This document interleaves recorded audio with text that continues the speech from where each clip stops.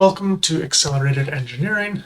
My name is John, and today I'm going to look at this question on Quora that deals with randomly smearing a value across a number of columns. So the question is, in Excel, I have numbers in a column, and the value of each number in that column doesn't exceed 50.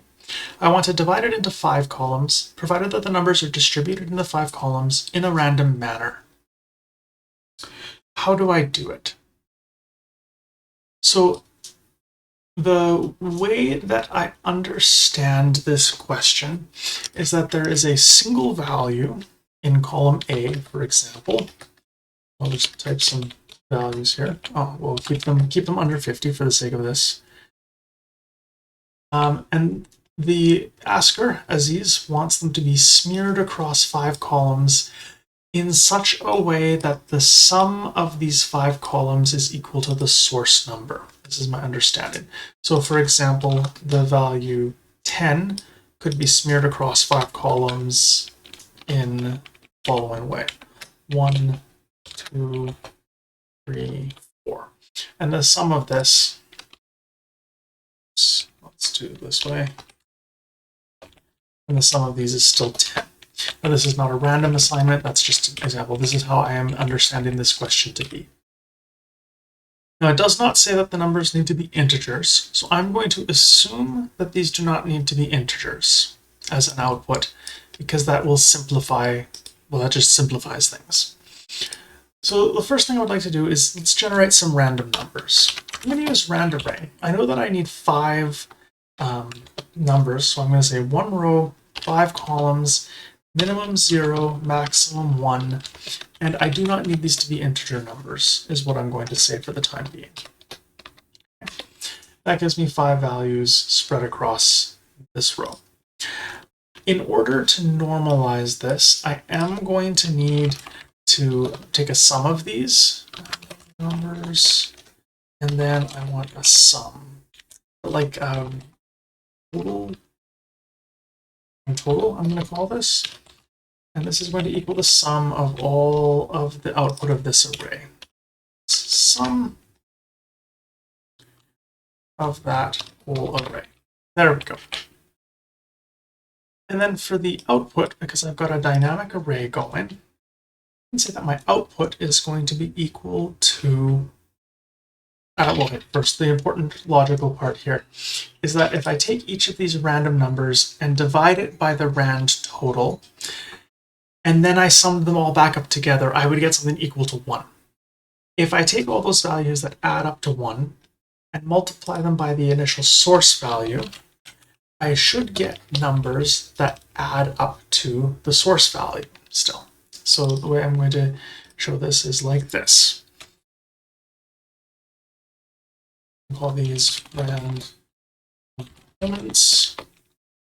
And this is going to be equal to my source value times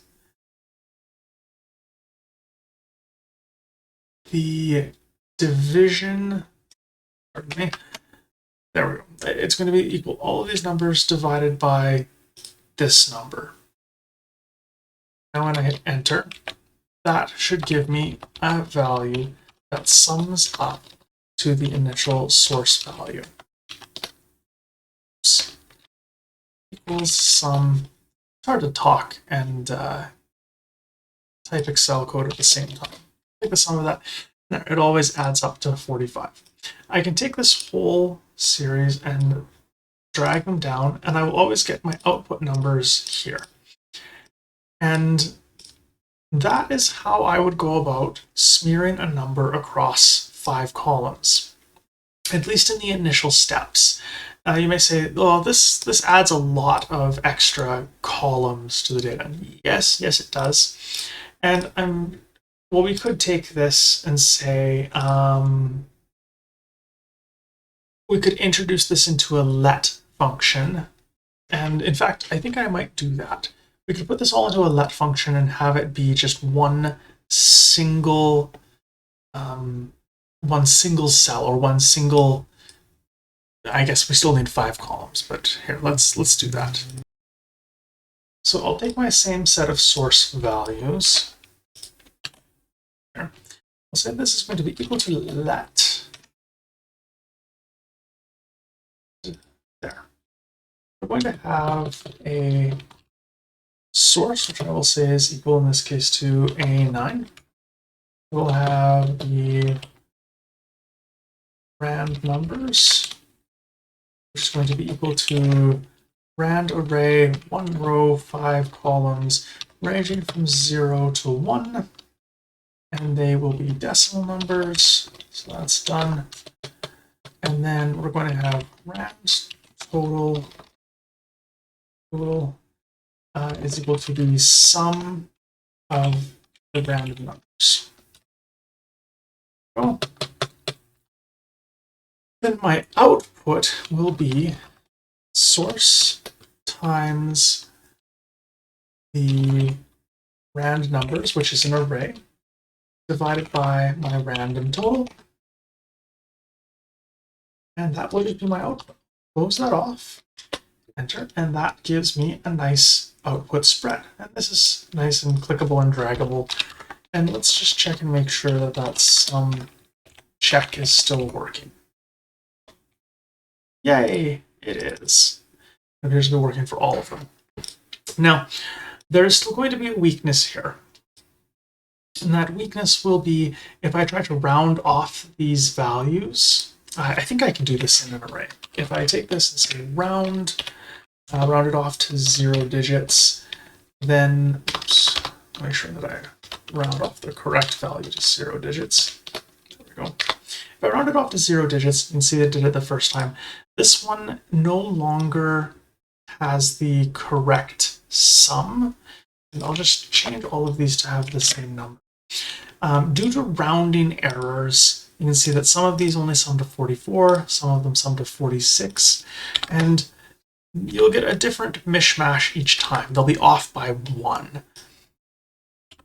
Now, we could be clever with this and try to adjust one value based on the sum of all the others, but I think that's beyond the scope of this. So if you try to round these to integer values, that there is another step of this problem to be dealt with. But if we leave it as these decimal values, then there's nothing else to worry about. This function is done.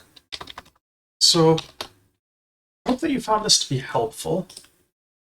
If you did, please like the video, and if you want to see more content like this, subscribe to the channel, and don't forget to go back to Quora and upvote the answer.